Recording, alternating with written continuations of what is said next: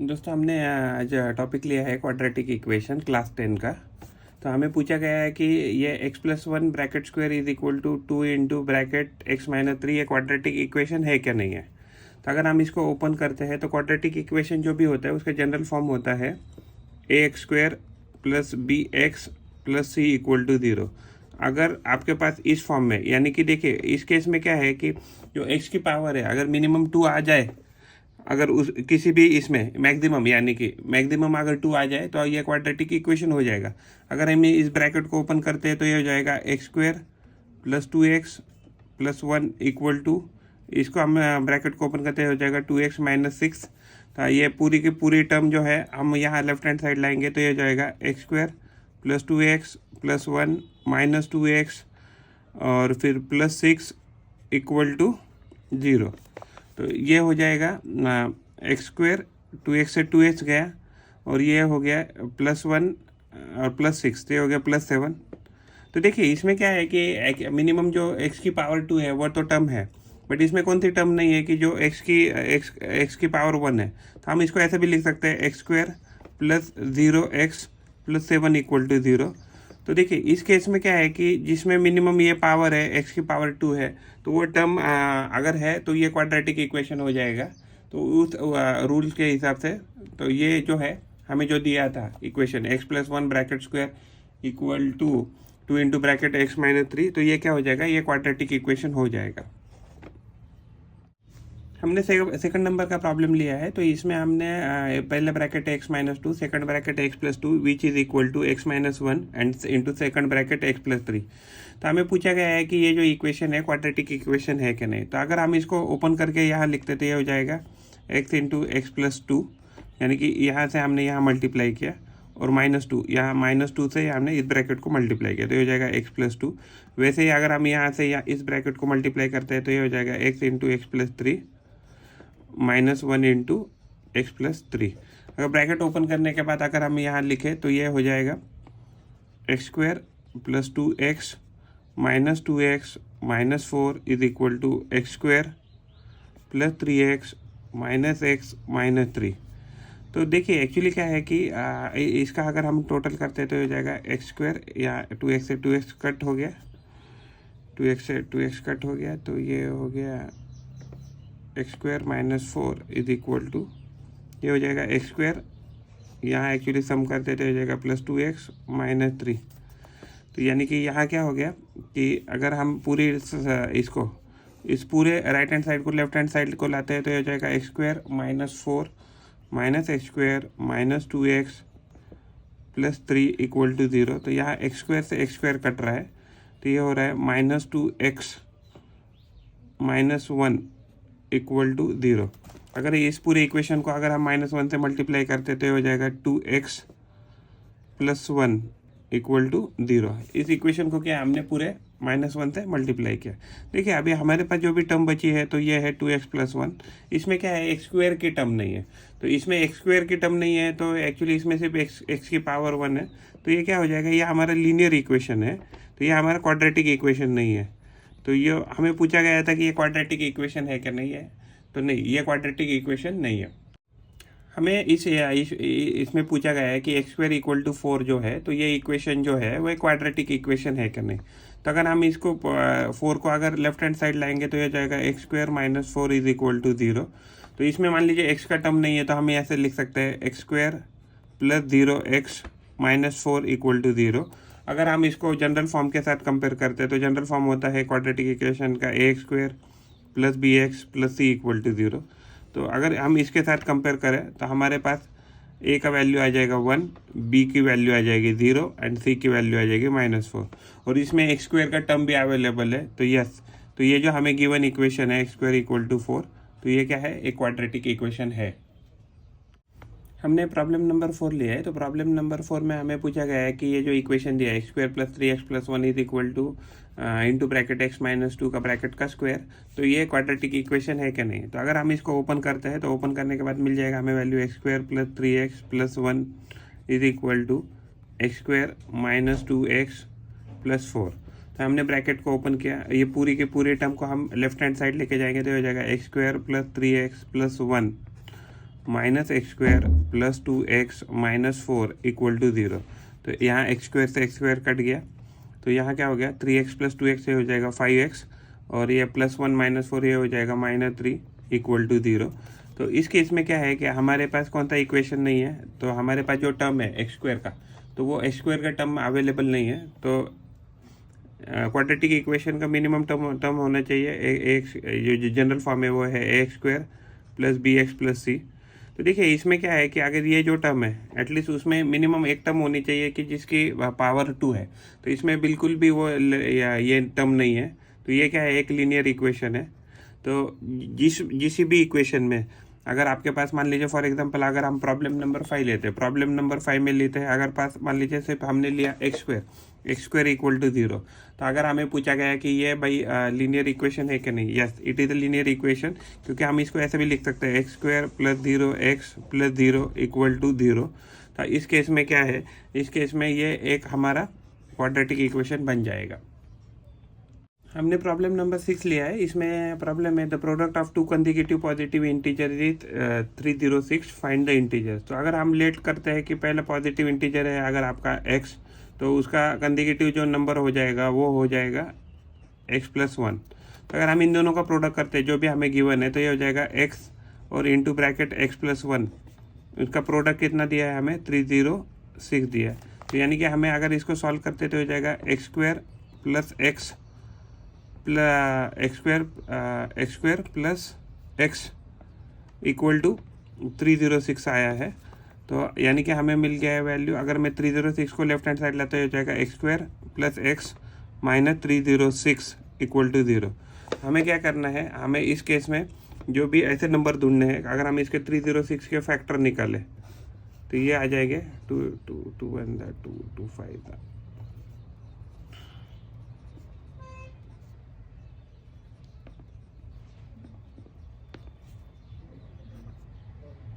देखिए एक्चुअली यहाँ से हमें फैक्टर मिल रहा है 18 एंड 17। तो अगर हम इसको कैलकुलेट करते हो जाएगा, हमें चाहिए उसका मल्टीप्लिकेशन, उसका जो एडिशन है, तो एडिशन आना चाहिए +1। तो हम यहाँ लिखेंगे 18x और उसका मल्टीप्लिकेशन हमें चाहिए 306, और 18 और 18 मल्टीप्लाइड बाय 17 करते तो हमें 306 आ जाएगा। और ये एक्चुअली हमने नंबर माइनस लिया है, तो अगर यहाँ माइनस लिखते हैं तो हमें -306 मिल जाएगा। अगर हम 18 प्लस -17 करते हैं तो भी हमें जो वैल्यू है तो ये +1 मिल जाएगा, जो हमें इधर +1 चाहिए थे। तो ये हमारा सॉल्यूशन हो सकता है। अगर मैंने x यहाँ से कॉमन लिया तो ये हो जाएगा x प्लस 18, और यहाँ से -306 भी लिखने का रहेगा, सॉरी। अगर मान लीजिए माइनस हम 17 यहाँ से माइनस x यहाँ से कॉमन लेते हैं, 17 नहीं, यहाँ से हमें कॉमन लेना है 17, तो यहाँ बच जाएगा x प्लस 18 इक्वल टू 0। तो इसमें क्या हो गया कि हमारा पहला टर्म है x into X plus 18 minus 17 into X plus 18 equal to 0। तो इस केस में क्या हो गया कि x प्लस 18 अगर आप कॉमन लेते हैं तो हो जाएगा x plus 18 into X minus 17 equal to 0। तो यानी कि आपके पास क्या आ गया टर्म, तो x प्लस 18 इक्वल टू 0 आना चाहिए और x माइनस 17 इक्वल टू 0 आना चाहिए। तो इसकी वजह से यह नंबर आ गया 18, x इक्वल टू -18 और x इक्वल टू +17। तो अगर हमें पूछा गया था कि ये पॉजिटिव इंटीजर है, तो ये जो हमारा फर्स्ट वैल्यू जो आ रहा है -18, तो वो तो नहीं आ सकता है क्योंकि वो निगेटिव इंटीजर है। तो जो हमारा वैल्यू है 17, तो ये आ जाएगा। तो अगर हम 17 और 18 का मल्टीप्लिकेशन करें तो हमें 306 आ जाएगा। तो यही हमारा आंसर है। हमने प्रॉब्लम लिया है Rohan's mother is 26 years older than him. The product of their ages in years 3 years from now will be 360. We would like to find the Rohan's present age. तो ये हमारा प्रॉब्लम है। हमें इस केस में क्या किया है कि रोहन का एज जो है करंट एज उसको R हमने प्रिज्यूम किया है, और जो M है तो M हमने मदर्स का करंट एज प्रिज्यूम किया है। तो हमें दिया गया है R+3 यानी कि 3 साल के बाद, यानी कि रोहन का एज और 3 साल के बाद फ्रॉम करंट एज। तो तो इन दोनों का प्रोडक्ट 360 आने वाला है। तो अगर हम इस ब्रैकेट को ओपन करते हैं तो ये हो जाएगा आर इंटू आर प्लस, अगर हम यहाँ इसे एडिशन करते हैं तो हो जाएगा 29 plus 3 into R plus 29 equal to 360। तो अगर हम इसको ओपन करते हैं तो हो जाएगा R square plus 29 R plus 3 R plus 87 equal to 360। तो ये हो जाएगा आपका R square 29 R plus 3 R, तो ये हो जाएगा 32 आर प्लस 87 इक्वल टू 360। अगर हम 360 को right hand side left hand side में लाएंगे तो ये हो जाएगा R square plus 32 R plus 87 minus 360 equal to 0। तो यानी कि अगर हम करते हैं तो 360 माइनस 87 तो ये हो जाएगा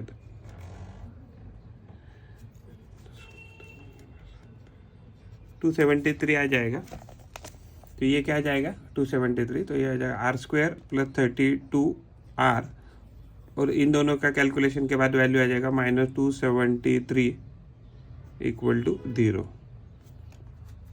हमें एक्चुअली ऐसा ढूंढना है नंबर कि जिसका मल्टीप्लिकेशन ये है 273 है एंड उसकी एडिशन क्या आनी चाहिए, दो नंबर्स की उसकी एडिशन आनी चाहिए 32। तो अगर हम करें, अगर हम इसमें अगर फैक्टर निकालने की कोशिश करें 273 के, तो इसको अगर मान लीजिए 7 से डिवाइड करते तो 7 3 था 21, 6 7 9 था तो 39 आ गया, तो 13 3 था तो ये 3 आ गया। तो ऐसे एक्चुअली उसके फैक्टर हो गए। तो अगर हम इसको हमें प्लस 32 चाहिए तो हमें ये हो जाएगा 13 इंटू 3 39, तो प्लस चाहिए तो ये हो जाएगा आर स्क्वायर प्लस 39 आर, इसको हम माइनस करेंगे minus 7 R minus 273 equal to 0 हो जाएगा। तो अगर हम इसमें से आर कॉमन निकाले तो ये हो जाएगा आर प्लस 39, और यहाँ से माइनस 7 अगर कॉमन निकाले तो ये आ जाएगा आर प्लस 39 इक्वल टू 0। तो अगर हम यहाँ से ये ब्रैकेट, तो ये ब्रैकेट कॉमन आने के बाद हो जाएगा R plus 39 into R minus 7 equal to 0। तो इसमें क्या हो जाएगा कि r plus 39 has to be 0 और r minus 7 has to be 0।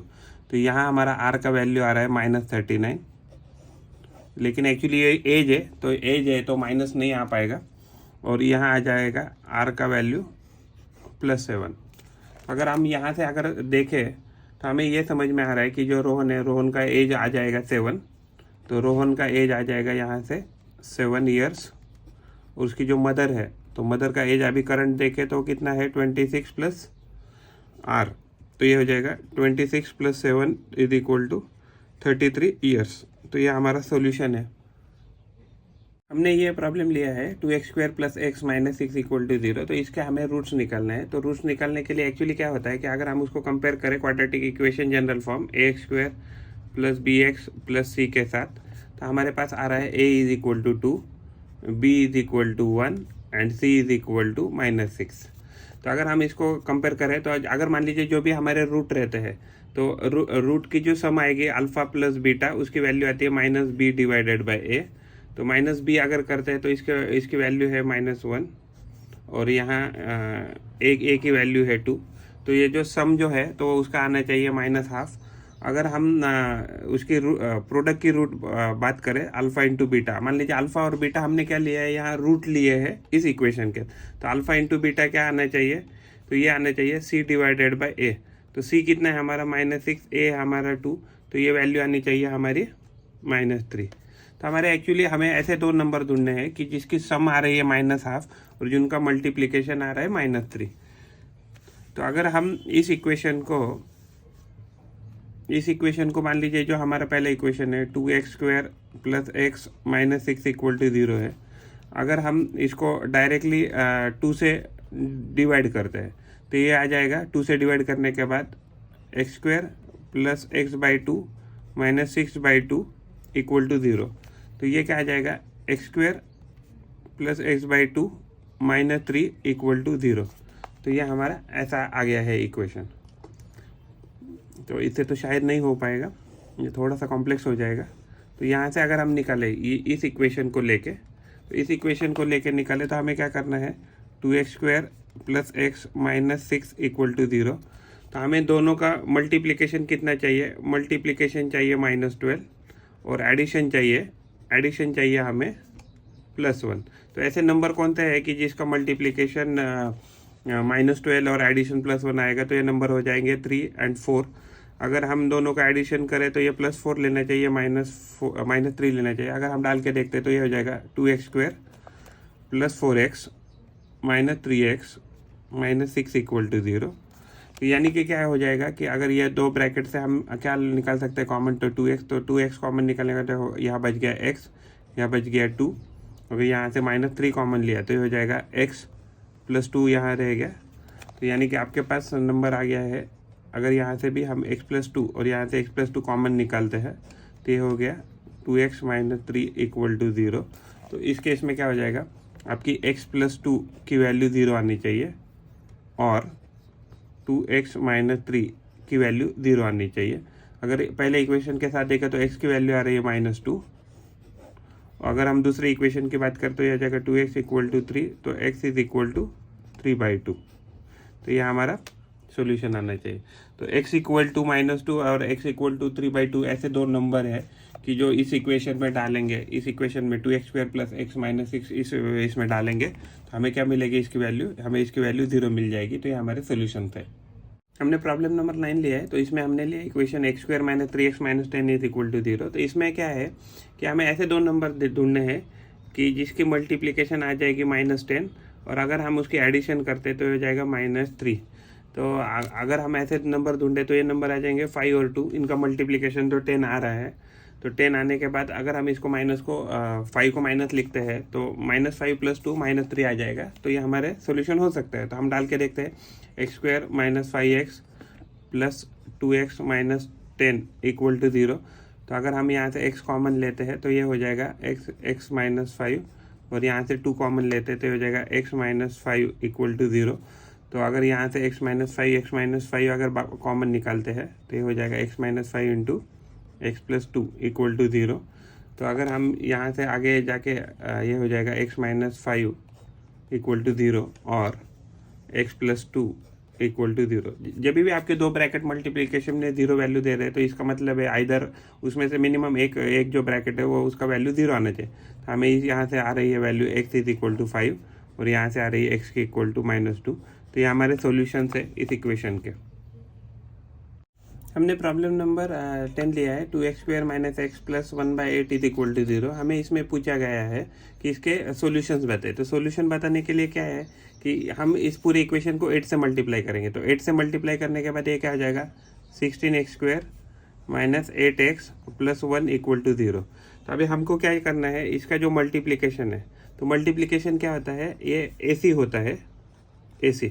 अगर हम इसको कंपेयर करें ax² + bx + c = 0 इस इक्वेशन के साथ, तो जो मल्टीप्लिकेशन होता है वो AC आना चाहिए। तो उसकी वैल्यू आ जाती है 16।